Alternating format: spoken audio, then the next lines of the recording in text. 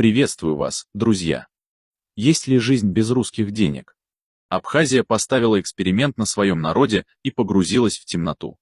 Прежде чем мы начнем, хотел бы искренне попросить вас подписаться на канал.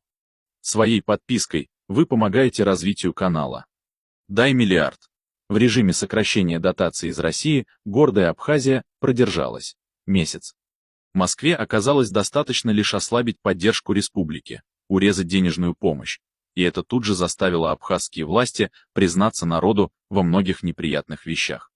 В Абхазии уже сейчас включают свет лишь по 4 часа в сутки. А на зарплаты бюджетникам у абхазского правительства деньги закончились мгновенно. Власти сейчас перед жутким выбором – заплатить бюджетникам или за электричество. Премьер Валерий Бганба попросил помощи у российского коллеги Михаила Мишустина, а вице-президент Сергей Гунба, он замещает до выборов недавно свергнутого главу страны, срочно вылетел в Москву. Упрашивать Кремль «дай миллиард». С чего все началось? С обманутых ожиданий Москвы. С многолетних обещаний Сухума принять инвестиционное соглашение о гарантиях и преференциях для российских компаний, вкладывающих в братское, а как же иначе, государство. Президент Аслан Бжания, в начале своего срока, поклявшись соглашение принять, к концу был неприятно удивлен настойчивостью Москвы. Российским властям явно надоели абхазские хитрости, и в августе 24-го перед Сухумом был поставлен вопрос ребром: или соглашение, или российские деньги. Правительство Бжании попыталось выбрать деньги, и было тут же сметено очередной мандариновой революцией под лозунгом «Нет соглашению, не дадим продать русским олигархам страну». Выборы нового президента назначены на 15 февраля 25-го. И избирательная кампания уже началась. Абхазский парламент демонстративно проголосовал против инвестиционного соглашения с Россией. После недавнего бунта сложно было ждать иного. Тогда Москва, к еще большему удивлению абхазов, перешла к действиям. Она перестала платить. Паразитировали на дотациях. Тут же обнаружилось самое слабое место в экономике Абхазии – энергетика. Абхазы так привыкли к бесплатному весенне-осеннему перетоку электроэнергии из России, что дефицит собственной генерации не замечали. Ингурская ГЭС, да и вся энергосистема Абхазии давно требует ремонта и модернизации. Только зачем? Когда Москва ежегодно поставляет электричество на миллиард халявных, рублей. Только с 2020 года по первый квартал 2023 года такие бесплатные поставки стоили России 6 миллиардов. То есть, чтобы комфортно пережить зиму, Абхазии необходим минимум миллиард рублей. Лучше 2. Но с ноября Россия, в связи с новой реальностью, согласна поставлять электричество только за деньги. Из-за чего республика начала погружаться в темноту. И тут Абхазия оказалась заложницей своих новых вредных привычек.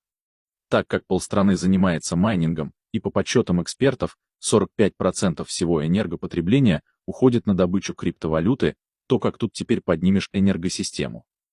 И прав депутат Госдумы Константин Затулин, который давно взывает к совести абхазских элит, а именно они, по слухам, плотно сидят на майнинге, люди зарабатывали себе капиталы на бросовой электроэнергии из России. И при этом не задумывались, что надо поделиться со своими стариками, детьми, что надо вкладывать деньги в экономику. Они просто-напросто паразитировали на этих дотациях. Теперь правительство Абхазии от безысходности решило поднять руку на святое, отключать интернет в стране по ночам, чтобы остановить местное проклятие – майнинговые фермы. Зарплата или свет? Проблема с зарплатами не так остра, как с электричеством, хотя им абхазы традиционно еще и греются зимой, но голод не тетка. Россия приостановлена выплату дотаций на надбавки к зарплатам бюджетников Абхазии. На доплату местным учителям, врачам и силовикам большой северный сосед тратил 170 миллионов рублей ежемесячно. То есть 2 миллиарда в год. А так как, собственно, абхазские зарплаты, как и пенсии, 500 рублей, смехотворны, то большая часть получки, по сути, приходила из Москвы. Сначала Сухум пообещал своим гражданам, что до Нового года денег на зарплаты у него хватит, но и министра финансов Владимир Делба скоро признался: зарплата работникам бюджетной сферы в Абхазии из бюджета республики не выплачивается. Прежде всего силовой блок, правоохранительные органы. Сегодня они находятся без финансирования как зарплаты, так и, разумеется, других обязательных расходов, которые предусмотрены нашим законом. Министр заявил, если все деньги уйдут на оплату электричества, зарплаты в стране не будет. К счастью, пенсионеров Россия пощадила, и пенсии для 24 400 жителям Абхазии будут выплачиваться по-прежнему аккуратно. На это из российской казны уходит 4 миллиарда ежегодно. Что будет дальше? С 2008 года Россия потратила на Абхазию около 120 миллиардов, и, похоже, наступил тот самый момент, когда Москва предъявила Сухому счет. И кто знает, может, и выбор. Надежды, что Абхазия самостоятельно поймет интересы собственного донора, видимо, иссякли. Но что будет дальше, неизвестно. Любой кризис в отношениях включает либо мозг, либо чувства. Экономика или национализм. Интеграция или Абхазия для абхазов. Желание договориться или действовать назло. Что окажется сильнее в абхазском обществе, будет ясно совсем скоро. Главное, чтобы политики в Абхазии не замучили людей.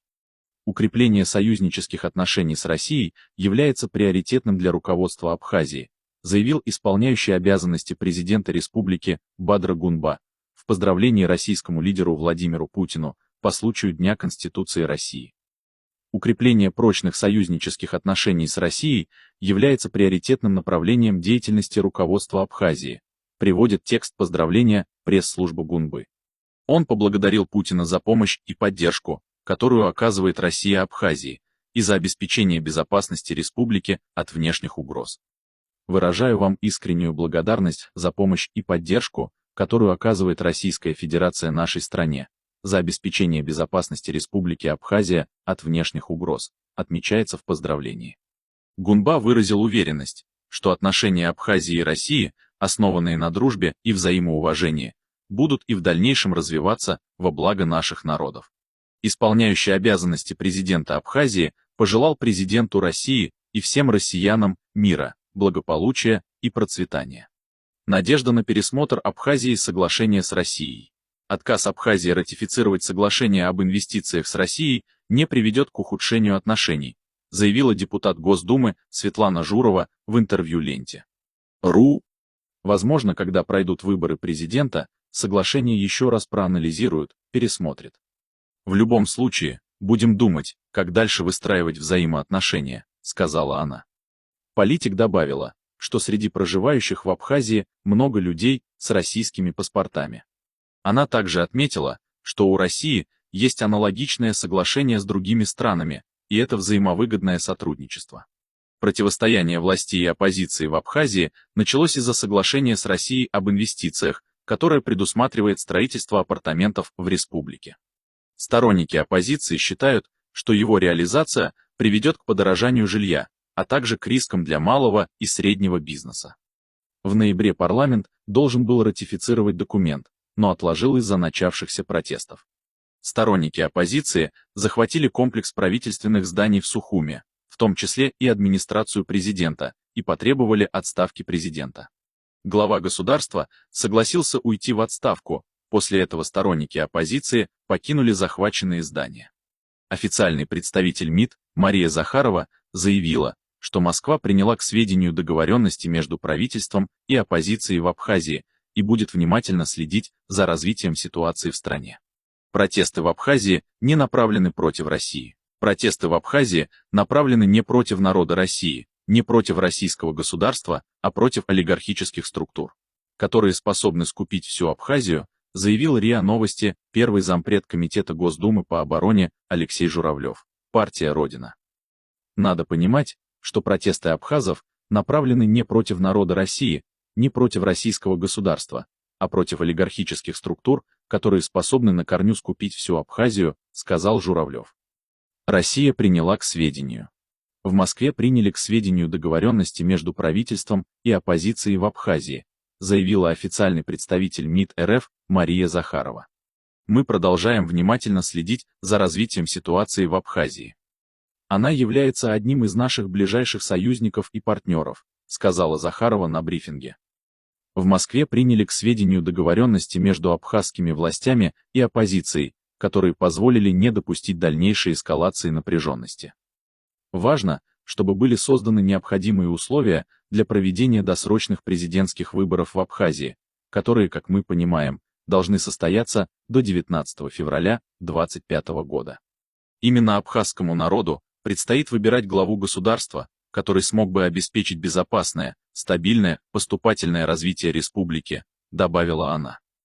По словам Захаровой, в Москве исходят из того, что в основе дальнейшего развития Абхазии прочные союзнические отношения с Россией, которая остается гарантом суверенитета и независимости Абхазии.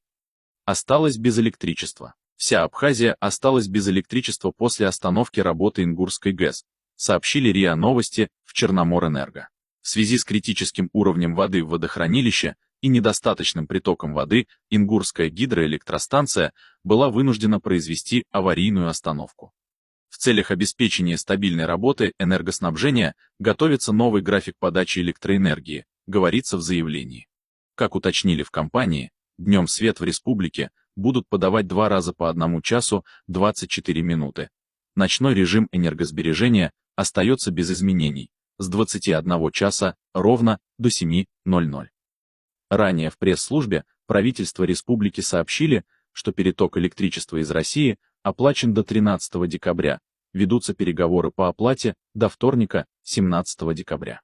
Ежегодно с ноября по апрель в Абхазии наблюдается дефицит электроэнергии из-за высокого потребления света, на что, среди прочего, оказывает влияние незаконная добыча криптовалюты. Приток на Ингур-ГЭС, питающую страну электричеством, сокращается, и уровень водохранилища падает. Для восполнения дефицитов Абхазия вынуждена импортировать энергию из России. Ежедневно переток электричества обходится республике в 15 миллионов рублей. Эта сумма не была заложена в бюджет на 2024 год, поэтому местное правительство прибегает к чрезвычайным мерам для поиска средств оплаты. Кроме того, в целях экономии в стране ввели режим веерных отключений. В дневное время жители Абхазии в связи с остановкой работы Ингурской ГЭС будут получать электричество в дневное время на 2 часа 48 минут, сообщает в среду компания Черноморэнерго. В целях обеспечения стабильной работы энергоснабжения в силу вступает новый дневной график подачи электроэнергии. 2 раза по 1 часу 24 минуты будет подаваться электричество. Ночной режим энергосбережения остается без изменений, с 21:00 до 7 утра, говорится в сообщении компании. Ранее в среду в Черноморэнерго РИА Новости сообщили, что Ингурская ГЭС остановила работу из-за критически низкого уровня воды. Вопросы соцобеспечения. Россия постоянно обсуждает с Абхазией все темы, связанные с соцобеспечением жителей республики, и продолжит это делать, заявил пресс-секретарь президента РФ Дмитрий Песков. В понедельник исполняющий обязанности премьер-министра Абхазии Валерий Бганба заявил, что обратился к правительству России с просьбой выделить финансовую помощь, предоставление которой было заморожено с 1 сентября из-за невыполнения Сухумом своих обязательств перед Москвой.